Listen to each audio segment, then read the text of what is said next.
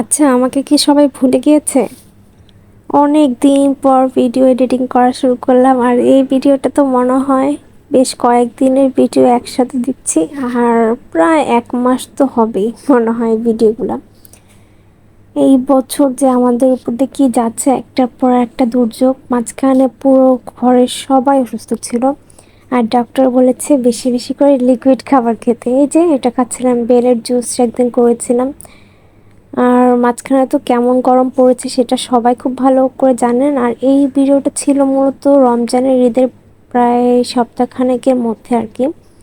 তো খুব ভালো পরিমাণের আমাদের ঘরের সবাই অসুস্থ হয়েছে। আরিয়ানের অবস্থা তো খুবই খারাপ ছিল, যে ওর স্যালাইন নিতে হয়েছিল। সাথে সাথে আম্মুরও সেম অবস্থা ছিল। ইভেন ওরা সুস্থ না হতে হতে আমিও অনেক বেশি অসুস্থ হয়ে গিয়েছিলাম। তো এই যে এখন ভিডিওগুলো করছিলাম, তখন আমি সুস্থ ছিলাম, ওরা অসুস্থ থেকে কেবল সুস্থ হলো। আর এই যে দেখেন ঘরের মধ্যে এই যে এই টাইপের খাবারই তখন বেশি ছিল। আর কোনো খাবারই খেতে একদমই ভালো লাগতো না, কেন জানি। ইভেন আরিয়ান তো এখন চিকেনের নাম শুনলেই মনে হয় তার জ্বর আসে, বলেন না আমি চিকেন খেতে চাই না। যে ছেলে আমার চিকেন এত পছন্দ করতো, মুখে রুচি আনার জন্য কত রকমের কত কিছু ট্রাই করেছি, যতটুকু মানে এই অসুস্থ শরীরে সাধ্য আছে আর কি। তো ভাবলাম যে একটু ভর্তা বানাই, বরবটি ভর্তাটা। মানে সুস্থ যখন থাকি তখন তো আমার যে কোনো ভর্তা অনেক পছন্দ। তো ভাবলাম এই ভর্তাটা করি। আর মাঝখানে এই যে একটু বৃষ্টি বৃষ্টি ওয়েদারও ছিল, তখন মনে হয় ঘূর্ণিঝড় হয়েছিল ঠিক মনেও নেই, অনেক দিন আগের ভিডিও না। যাই হোক, এরকম তো থাকবেই, মানে ভালো খারাপের মধ্যে দিয়ে আমাদের থাকতে হবে। কিন্তু এই লাস্ট 2 মাসে এক্সট্রিম লেভেলের খারাপে ছিলাম, ভালো খুব কম দিনে ছিলাম, মানে একটার পর একটা অসুখ বিসুখ লেগে যাচ্ছে। আর এই যে দেখেন মজার ভর্তাটা, তখন অবশ্য তেমন একটা মজা লাগেনি। আর এই যে এই তরকারিটা আমি রান্না করেছিলাম, আর সেদিন আম্মু অনেক বেশি অসুস্থ ছিল।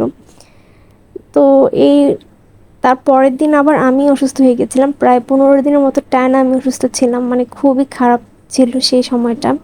মানে কি বলবো, মানে বাসায় যে কেউ কাউকে নিজে মানে সেবা করবে সেরকম কারো অবস্থা ছিল না, মানে প্রত্যেকেই আমরা অসুস্থ ছিলাম কম বেশি।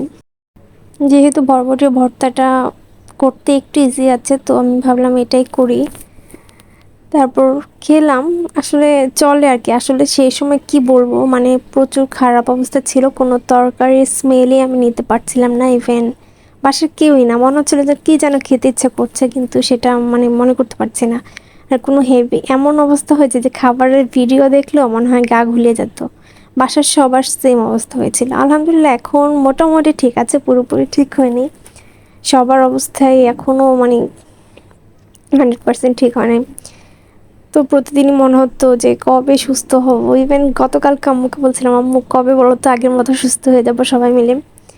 তো এর মধ্যে কয়েকদিন, মানে হাতে গোনা কয়েকদিন মনে হয় চা খেয়েছিলাম, যেখানে নাকি আমি 3-4 কাপ চা খেতাম দিনে। আর সেখানে মানে চাই খাওয়া হতো না, ভাবতাম মানে না খেয়েই অসুস্থ, আর খেলে যে কী হবে। তো মাঝখানে আমার খুব বেশি দই চিড়া খেতে ইচ্ছে করছিল, যেহেতু কোনো খাবারই ভালো লাগছিল না। ভাবলাম যে এটা খেলে হয়তো একটু শান্তি লাগবে।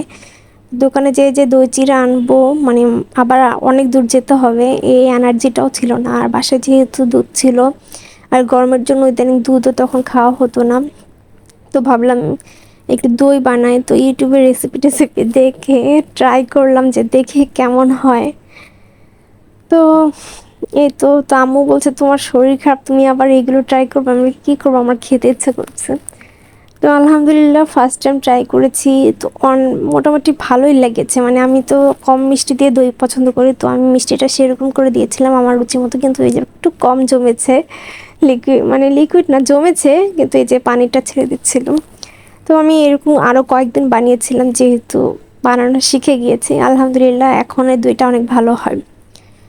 তো এই তো হাবিজাবি করে দিনগুলো কেটে গিয়েছে, আর আমাকে ছাড়া ছাড়া ভুলে গিয়েছেন। প্লিজ ভুলে যেন না, দোয়া করবেন আমাদের সবার জন্য যাতে আমরা সবাই সুস্থ থাকি। আর এই যে দেখেন এই বছর কি হয়েছে দেখেন, একটা কাঁঠালও মনের মতো পাচ্ছি না। মানে আম্মু মনে হয় 4-5টা কাঁঠাল কিনেছে, খালি কাঁঠালের বিচিগুলো তরকারির জন্যই খাওয়ানো হয়েছে, মানে তরকারি অথবা ভর্তা এইগুলোর কাজেই লেগেছে, আর বাকি সবটা কাঁঠালই ফালানো লেগেছে। একটা কাঁঠালও মনের মতো পায় না। এর জন্য আমার থেকে আম্মুর বেশি আফসোস। আর আম্মুর আফসোসের জন্যই আমার এত খারাপ লাগে যে আম্মু এত কষ্ট করে শখ করে একটা কাঁঠাল কিনে কিন্তু সেটা খাওয়ার উপযোগী না। তো ফার্স্ট যে কাঁঠালটা কিনেছিল এটা ছিল একটা, তো এটা মোটামুটি আছে আর কি। তো এই তো আজকের এই উল্টো পাল্টা ব্লগটা আপনাদের কাছে কেমন লেগেছে কমেন্টস করে জানাবেন। আর ভালো থাকবেন সবাই, আমাদের জন্য দোয়া করবেন যেন আমরা সবাই সুস্থ থাকি আর সবাই সাবধানে থাকবেন। আসলে ইদানিং কি হয়েছে কেউ ভালো থাকছে না, আশেপাশে সবাইকে দেখি কারণ না কোনো কোনো অসুখ হয়েছে, না হলে কোনো বিপদ আছে। ভালো থাকবেন সবাই।